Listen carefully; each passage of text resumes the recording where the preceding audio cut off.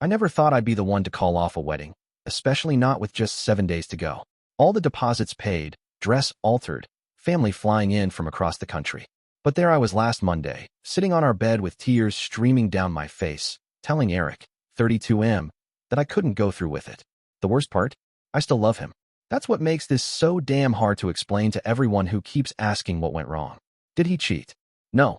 Was he abusive? God, no. Cold feet. If only it were that simple. Eric and I have been together for 5 years. He's kind, stable, has a good job, and has never once raised his voice at me. On paper, he's perfect. My parents adore him.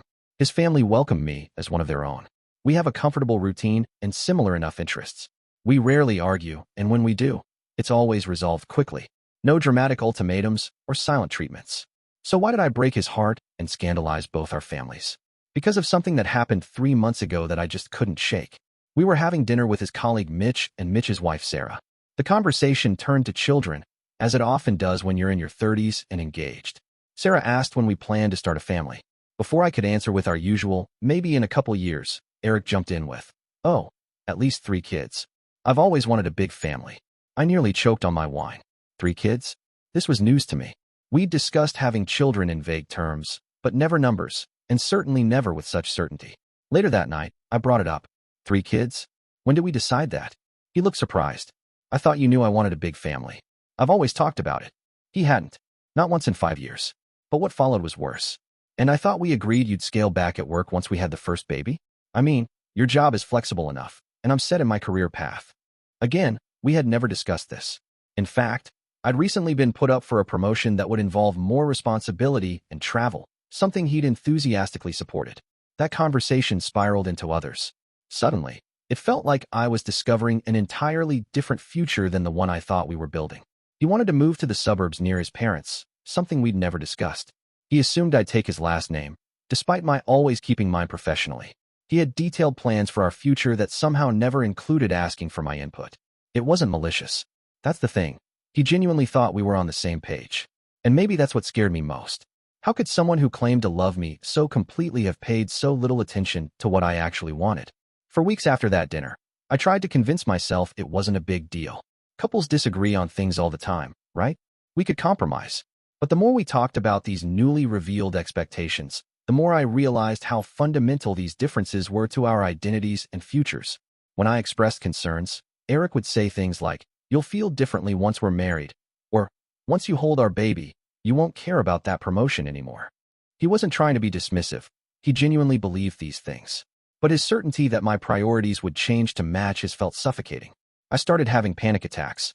Not just wedding jitters, full-blown, can't breathe, room-spinning panic attacks.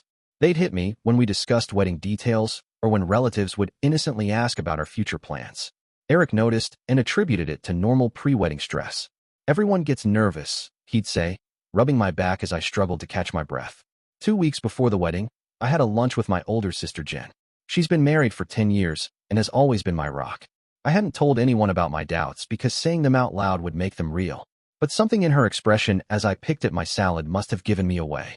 "Talk to me," she said simply. And everything poured out. She listened without judgment, then asked one question that changed everything. If you could press a button and be instantly married to Eric, living the life he's planning, would you press it? I burst into tears in the middle of the restaurant. Because the answer was no. That night, I sat Eric down. I explained that I felt we wanted fundamentally different things. I wanted an equal partnership where major life decisions were made together, not presumed. I wanted to maintain my career trajectory. I wasn't sure about having multiple children, especially not right away. I had no desire to move to the suburbs. "We can work through this," he insisted. "These are just details." But they weren't details to me. They were the architecture of the life I wanted to build. "Why didn't you say something sooner?" he asked, anger finally breaking through his calm exterior. It was a fair question. Maybe I should have pushed harder to discuss these things years ago. Maybe I assumed too much. Maybe I was afraid of conflict. But I also know that Eric never really asked me what I wanted. He just projected his own desires onto our relationship and assumed I shared them. The next few days were a blur of tears and arguments. When it became clear that I was serious, Eric switched between bargaining, "We can compromise on everything," and accusations, "You never really loved me." His pain was real and raw, and witnessing it tore me apart. But in a strange way, his reaction confirmed my decision. Even in crisis, He couldn't see that this wasn't about negotiating specific life plans, but about the deeper issue of feeling unseen. Canceling a wedding a week before is a logistical nightmare, not to mention socially mortifying. My mother hasn't spoken to me since I called her with the news.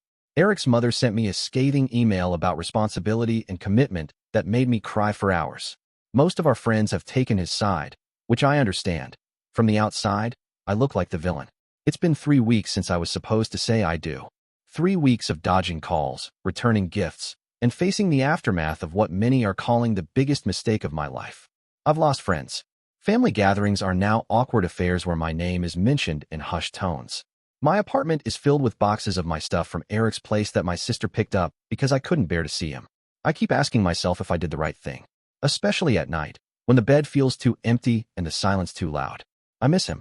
I miss the comfort of our routine, the way he'd make coffee exactly how I like it without asking, the sound of his laugh. There are moments I've reached for my phone, fingers hovering over his number, ready to say I made a terrible mistake. But then I remember that feeling of invisible walls closing in, of a future being decided for me rather than with me. And I know that while this pain is excruciating now, it would have been far worse years down the road, possibly with children involved, when these fundamental differences became impossible to ignore. Yesterday, I ran into his cousin at the grocery store. I braced for coldness, but instead, she hugged me. "You were brave," she whispered. "Marriage is hard enough when you want the same things."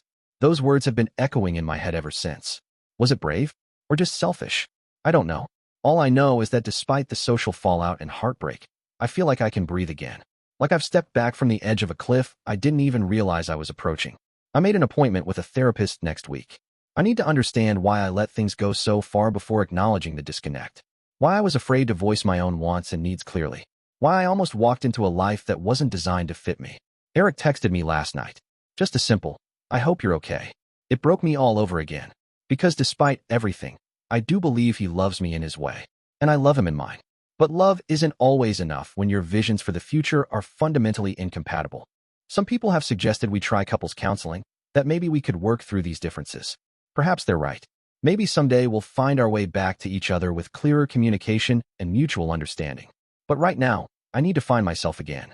I'm staying with my sister for a while. Her spare room is small but bright, and her kids' laughter is healing something in me. Yesterday, her 5-year-old asked why I was sad. I told her sometimes grown-ups have to make hard choices that hurt for a while, but are better in the long run. She nodded solemnly and offered me her favorite stuffed unicorn, for when the sad gets too big. If only adult comfort was so simple. To anyone in a similar position, trust your gut.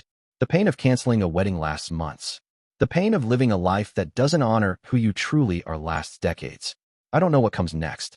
I'm 30, starting over, with a canceled wedding behind me and an uncertain future ahead. But for the first time in months, that future feels like it belongs to me again. And despite everything, that feels something like hope.